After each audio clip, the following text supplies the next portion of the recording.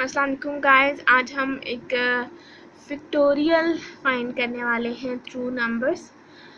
और इसमें हम एक नंबर यूज़र से लेंगे जिसके थ्रू फिर उसके बाद हम जो फैक्टोरियल वाला प्रोसेस है वो कैलकुलेट करेंगे। फॉर एग्जाम्पल सबसे पहले इंट आई यानी कि इंटीजर डेटा टाइप के हमने सारे वेरिएबल्स लिए हैं। सबसे पहले आई काउंटर वेरिएबल है फॉर लूप का।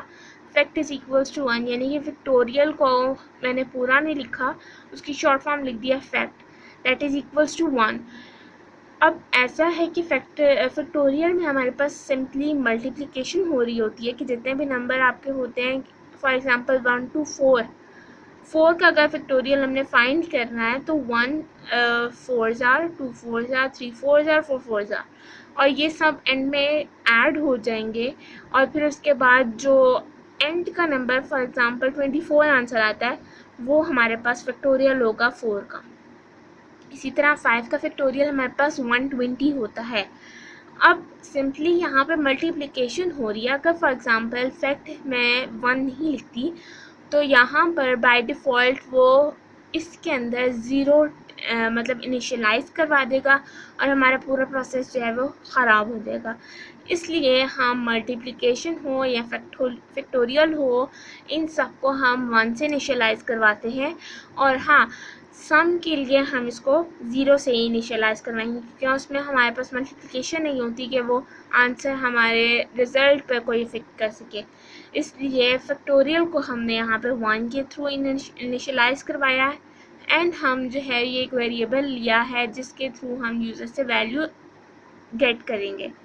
फिर उसके बाद एंटर नंबर CNN, ये हमारे पास ये वही n जो है वो n मतलब गेट हो रहा है।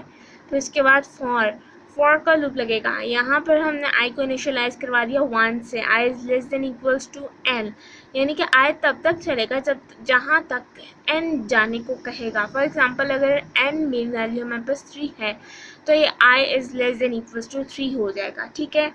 और फिर इसके बाद आई के अंदर इंक्रीमेंट होता रहेगा और fact is equals to fact into i, यानी कि जो फैक्ट के अंदर फॉर एग्जांपल 1 पड़ा हुआ है, ठीक है, 1 इंटू आई, या आई क्या था 1 इंटू 1 आ जाएगा फैक्टोरियल के अंदर। फिर उसके बाद 1 इसमें पड़ा है फैक्ट के अंदर। फिर उसके बाद फैक्ट के अंदर इसमें भी 1 है इंटू 2, 1 इंटू 2 हो जाएगा। यहाँ पर फैक्ट जो मेन इज इक्वल के राइट साइड पर है, यहाँ पर हमारे पास इसको हम एल वैल्यू कहेंगे, यानी कि एल वैल्यू फैक्ट के अंदर हमारे पास 2 आ जाएगा। 2 इंटू 3 6, फिर उसके बाद 6 इसके अंदर आ जाएगा। इस तरह से ये ऐड होते रहते हैं और फिर उसके बाद इसको हम डिस्प्ले करवा देंगे फैक्ट के थ्रू जो है वो इसको डिस्प्ले करवा देंगे आउटपुट स्क्रीन के ऊपर, ठीक है।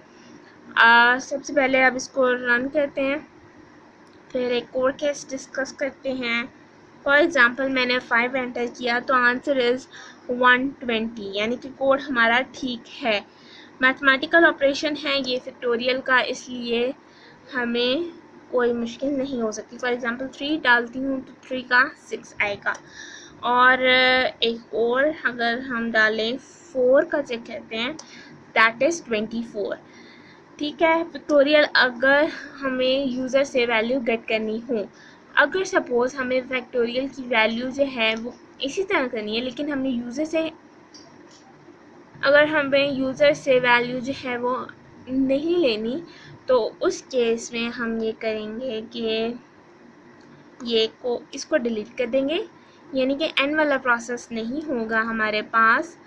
और डायरेक्टली हम i is equals to 1, i is less than equals to, यहाँ पर एक नंबर लिख देंगे दैट इज़ 5, ठीक है।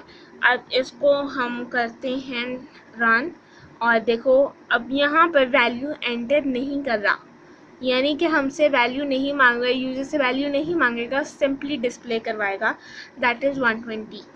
अगर आपको ये भी ठीक नहीं लगता तो आप यहाँ पर n ही लिखा रहने दें, ठीक है, और यहाँ पर लिख लें कि int n is equals to 5, that simple. अब यहाँ पर इसके थ्रू भी वही है, ठीक है, लॉजिक के सेम, मतलब आपके करने का तरीका डिफरेंट होता है, मेथड्स ये सब डिफरेंट हो सकते हैं, लेकिन आपका आंसर पे कोई इफ़ेक्ट नहीं होता। ठीक है, आज तक के लिए इतना ही है, मिलते हैं नेक्स्ट वीडियो में, तब तक के लिए अल्लाह हाफ़िज़।